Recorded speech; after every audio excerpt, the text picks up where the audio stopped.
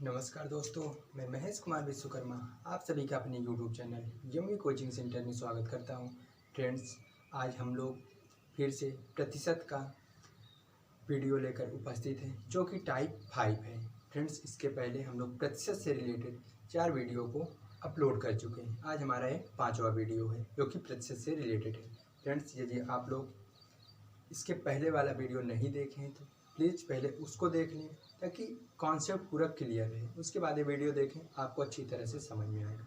Friends, यदि आप लोग वनडे एग्ज़ाम की तैयारी कर रहे हैं तो इस चैनल से आपका सिलेक्शन ज़रूर होगा। जैसा कि हम टाइटल में लिखे हैं, हम किस चीज़ की तैयारी करा रहे हैं। SSC हो गया, बैंक हो गया, CISF, CRPF, सब एग्ज़ाम की यदि आप तैयारी कर रहे हैं तो आपका सिलेक्शन इस चैनल से ज़रूर होगा। डेफिनेटली सिलेक्शन होकर ही रहेगा फ्रेंड।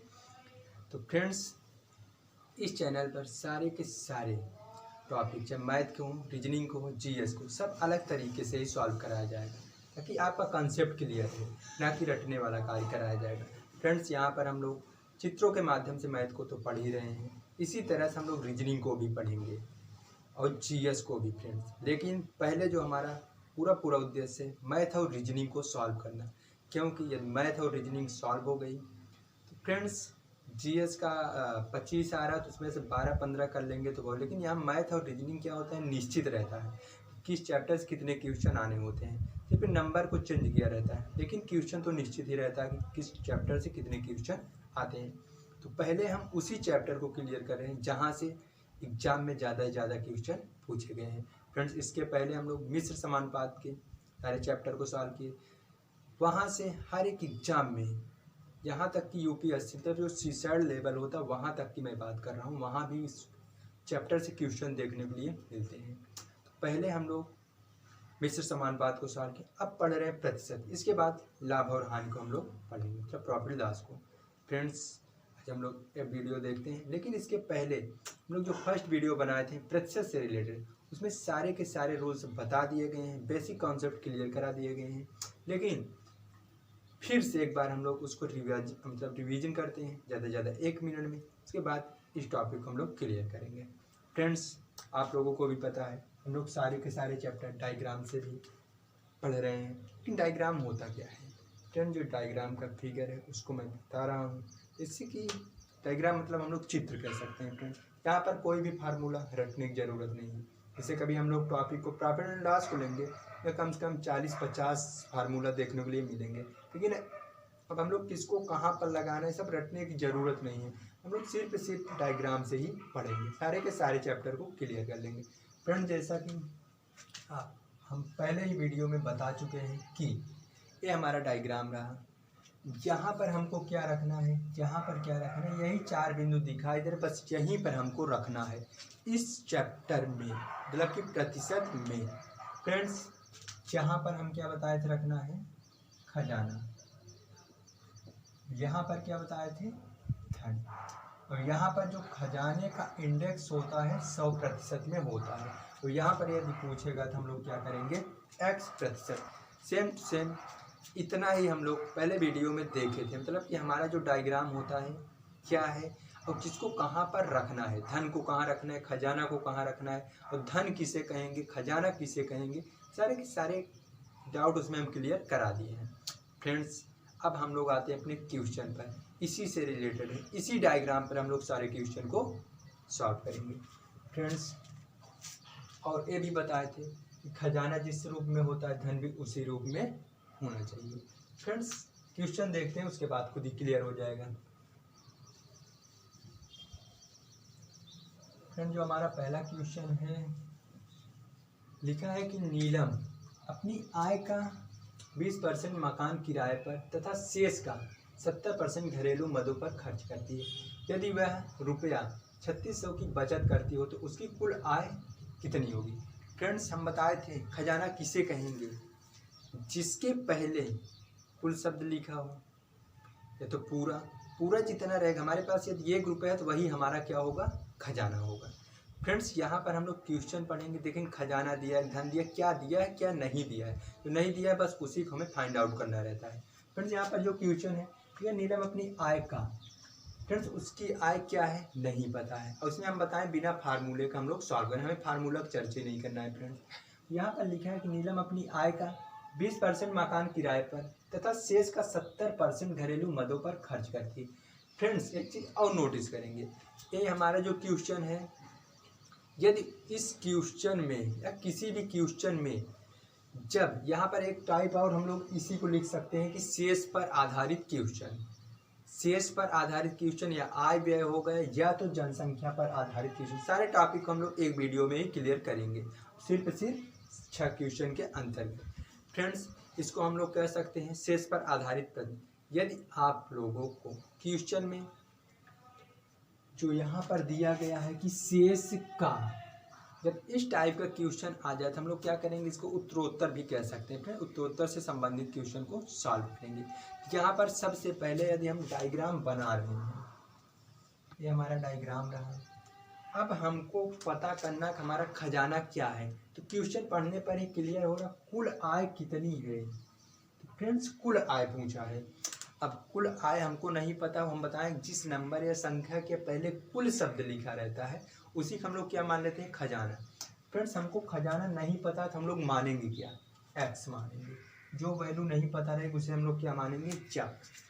और बता दिए हैं कि यक्स का इंडेक्स हमेशा कितना होता है, 100 होता है, ये भी आपको पता होना चाहिए। फ्रेंड जो यहाँ पर खजाने का इंडेक्स होगा कितना होगा, 100 होगा, और जितनी बार खर्च होगा शेष का, फ्रेंड जितनी बार खर्च होगा आपके आय का, उसकी कुल आय कितनी है नहीं पता है, क्या मान लिए, यक्स। अब कह रहा है कि नीलम अपनी आय का 20% मकान किराए पर खर्च करती है, मतलब पहले उसका पूरा कितना रुपया रहा, मतलब कितना परसेंट रहा होगा, 100% रहा होगा, 100% का गुणा फिर से एक बार कितना परसेंट खर्चा कर रही है, 70, मतलब पहले कितना रहा होगा, 100। फ्रेंड्स हम लोग अच्छी तरह से इसको क्लियर करेंगे, कोई भी डाउट नहीं रहेगा। फ्रेंड लिखा है कि नीलम अपनी आय का 20% मकान किराए पर खर्च करती है, तो पहले कितना रहा होगा, 100%, फिर 70% घरेलू मदों पर खर्च करती है, पहले कितना रहा होगा, 100। अब यहाँ पर यदि 20% इसमें से खर्चा कर दे तो बच कितना रहा है, 80% का गुणा। अब यहाँ 100 है, 100 में कितना खर्च कर रही है, 70, तो बचेगा कितना फ्रेंड्स, 30%। उसके बाद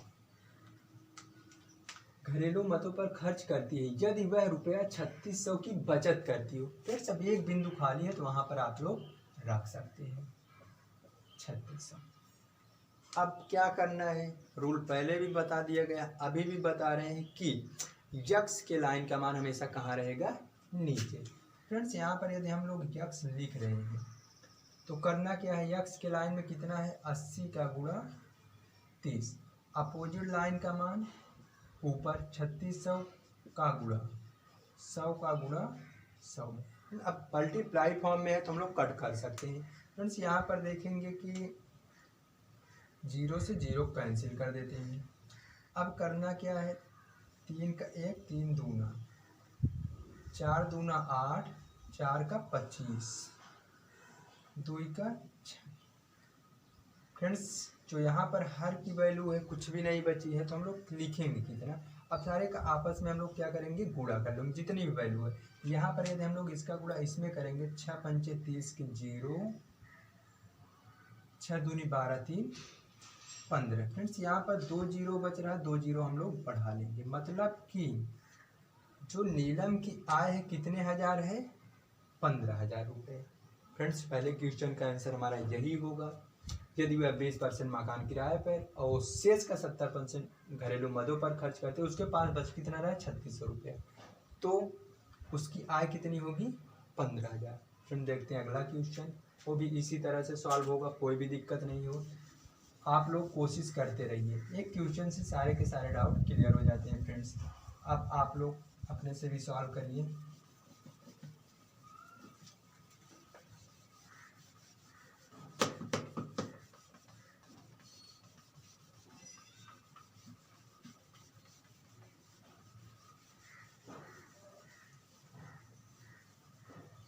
फ्रेंड्स अगला क्वेश्चन देख लेते हैं। लिखा है कि एक व्यक्ति अपनी आय का 10% भोजन पर खर्च करता है, फिर शेष का 10% परिवहन पर खर्च करता है, फिर शेष का 40% शादी पर खर्च करता है।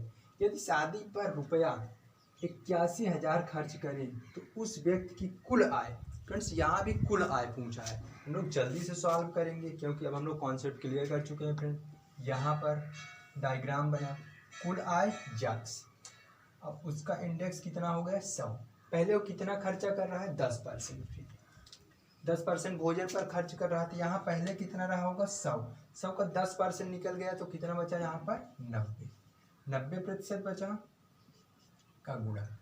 अब क्या कर रहा है, फिर 10% किस पर खर्च कर रहा है, परिवहन पर, तो पहले कितना रहा होगा 100, अब 100 का 10% खर्च कर रहा है तो कितना बचेगा 90। फिर अगला क्या है, फिर शेष का 40% शादी पर खर्च कर रहा है। फ्रेंड्स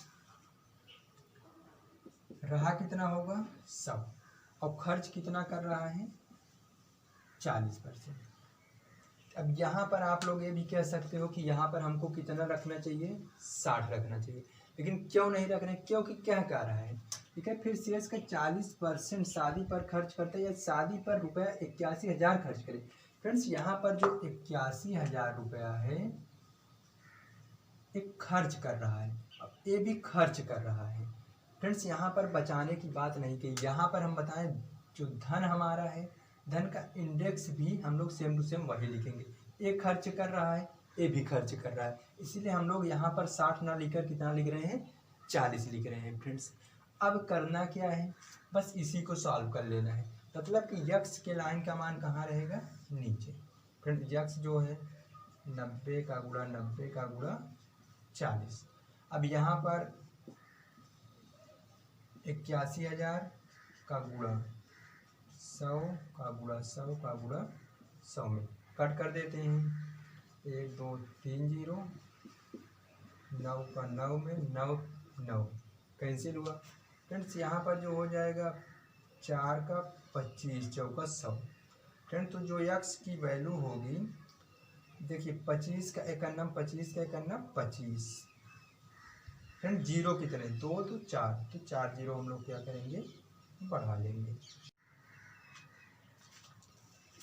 फ्रेंड्स एक क्वेश्चन भी आपका सॉल्व हो गया, देखते हैं अगला क्वेश्चन। लेकिन यहाँ पर देखिए एक्सेप्ट स्वयं किए, यहाँ पर जो इस कट करने के बाद कितना आया 2,50,000 इसकी वैल्यू, मतलब कि उसकी आय कितनी रही है 2,50,000। फ्रेंड देखते हैं अगला क्वेश्चन।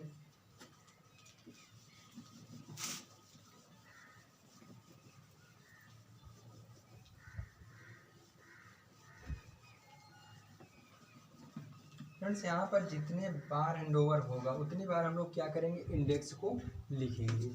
यहाँ पर देखिए 3 बार हुआ था तो इंडेक्स को हम लोग कितनी बार फाइंड आउट किए थे 3 बार। फ्रेंड्स अब अगला क्वेश्चन भी देखते हैं।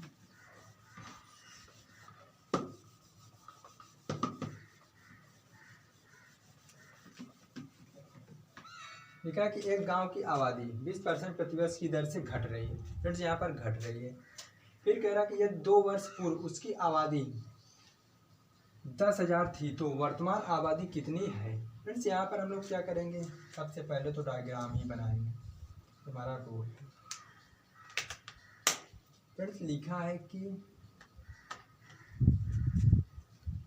2 वर्ष पूर्व उसकी आबादी कितनी थी 10,000 थी। फ्रेंड्स अब यहाँ पर इसको हमें धन बनाना है या खजाना, तो पूर्व की बात किया है, मतलब पहले की बात की, पहले उसके पास कितनी आबादी थी, मतलब उस गांव में कितनी आबादी थी 10,000। तो पूछा है कि वर्तमान आबादी मतलब पहले थी अब आज की पूछ रहा है, तो यहाँ पर हम लोग क्या करेंगे 10,000 को हम लोग क्या बनाएंगे खजाना। फ्रेंड्स अब इसका इंडेक्स 100 होता है, लेकिन इंडेक्स को कितनी बार लिखना है ये भी तो क्लियर होना चाहिए। तो यहाँ पर कितने वर्ष की बात किया है 2 वर्ष की बात की, मतलब कि जो घट रहा है 20% वार्षिक दर से, फ्रेंड्स उसको कितनी बार लिखना, मतलब कितने वर्ष घट रहा है 2 वर्ष घट रहा है, तो इंडेक्स हम लोग कितनी बार लिखेंगे 2, 100 का गुणा 100 में। फ्रेंड्स 20% प्रतिवर्ष की दर से घट रही है, तो इसी में तो घट रही है ना, पहले 100 रहा होगा फिर घटा, फिर 100 रहा होगा फिर घटा। फ्रेंड्स हम लोग लिखेंगे क्या 80 का गुणा 80, क्योंकि 20% प्रतिवर्ष की दर, पहले वर्ष में 20% फिर दूसरे वर्ष में 20% घट रहा है तो हम लोग घटा के लिख देंगे। अब यहाँ पर क्या बना हमारा धन यक्स, तो यक्स के लाइन का मान कहाँ रहेगा, नीचे, अपोजिट लाइन ऊपर। फ्रेंड्स 2 0 2 0, फिर पूरी वैल्यू खत्म। या यहाँ पर 8 28 कितना हो जाएगा, 64, और 2 0 बच रहा तो इसको हम लिख लेंगे। मतलब कि पहले कितना था, 10,000 था। यदि 20% प्रतिवार्षिक दर से घट रहा, 2 वर्ष बाद घट रहा तो कम बचेगा, तो जाहिर सी बात है। तो कितना बचेगा लास्ट में, 6,400, मतलब 6,400 लोग उसमें बचेंगे। फ्रेंड्स अगला क्वेश्चन देखते हैं बिना टाइम लॉस किए।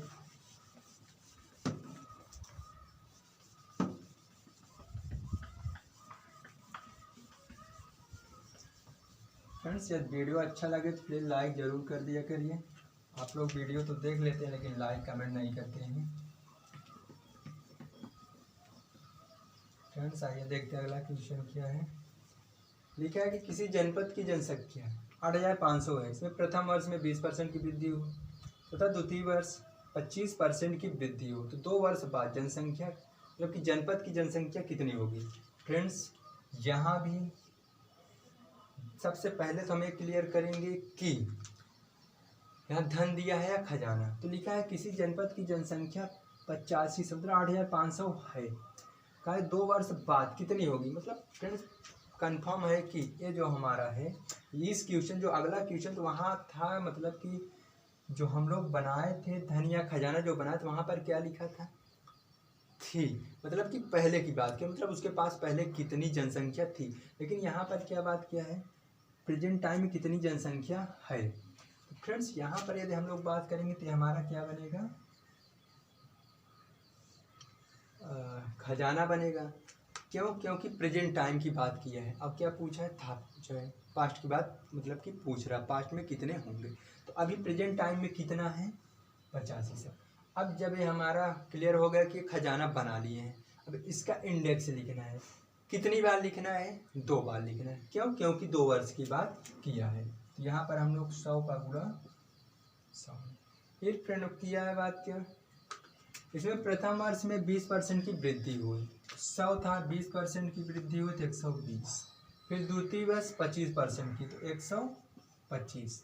तो 2 वर्ष बाद अब इसकी जनसंख्या कितनी होगी। अब यहाँ पर आपके दिमाग में जरूर आना चाहिए कि पहले यदि 8500 था और बढ़ रहा है, तो 2 वर्ष बाद उसकी जनसंख्या यहाँ पर जो भी वैल्यू आएगी बढ़ कर आएगी। फ्रेंड्स तो आपको क्लियर होना चाहिए, यहाँ से भी क्लियर हो सकता है हमको धन किसको बनाना है, खजाना किसको बनाना है। फ्रेंड्स अब क्या करेंगे, यक्स के लाइन का मान कहाँ लिखेंगे, नीचे। यक्स में है कितना, 100 का गुणा 100, अपोजिट लाइन 85 100 का गुणा 120 का गुणा। फ्रेंड्स अब यहाँ पर क्या करेंगे, 2 0 2 0 कर लेते हैं, 1 8 हुआ, फिर 5 दूना 10 और 5 1 9 5, 3 इसमें 5 7 35, 2 6 कितना हो जाएगा, 12। तो अब क्या करना है, सेम टू सेम इसी का हम लोग क्या करेंगे, गुणा कर लेंगे।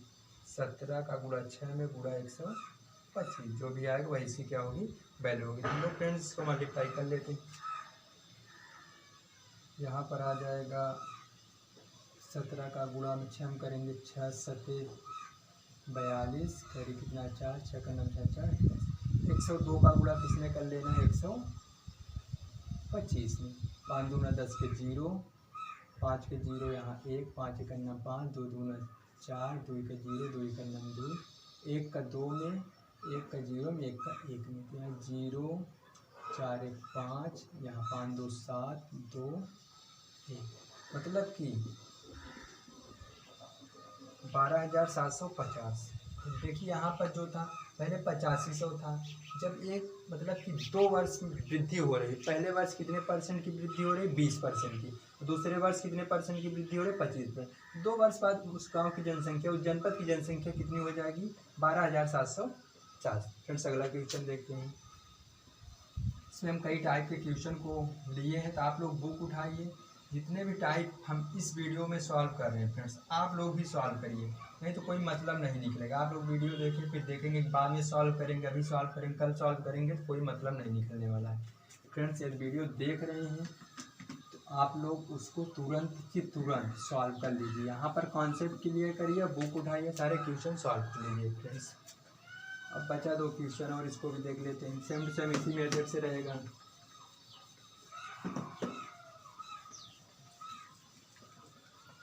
फ्रेंड्स अगला क्वेश्चन क्या लिखा है, एक मशीन का क्रय मूल्य रुपया 2 लाख है यदि इसका 10% वार्षिक दर से अवमूल्यन। फ्रेंड्स यहाँ पर जो है थोड़ा अवमूल्यन मतलब क्या हो जाएगा, कमी। फ्रेंड्स यहाँ पर हम लोग कमी कर सकते हैं। हो तो 3 वर्ष बाद इसका मूल्य कितना होगा। फ्रेंड्स अब सबको पता है कि यहाँ पर भी है आया है, मतलब कि खजाना हमको किसको बना लेना है, यहाँ जो 2 लाख दिया है। अब 3 वर्ष बाद पूछा है तो जाहिर सी बात है कि यहाँ 2 लाख है, तो और यदि इसका 10% वार्षिक दर से अवमूल्यन हो रहा है तो 3 वर्ष बाद इसका मूल्य कितना होगा। अब घट रहा है तो 3 वर्ष बाद जाहिर सी बात है 2 लाख से कम वैल्यू आएगी, तो आपके दिमाग में होना ही चाहिए। अब यहाँ पर करेंगे क्या, रहा डायग्राम। तो यहाँ पर यदि हम लोग बात करेंगे 2 लाख हो गया।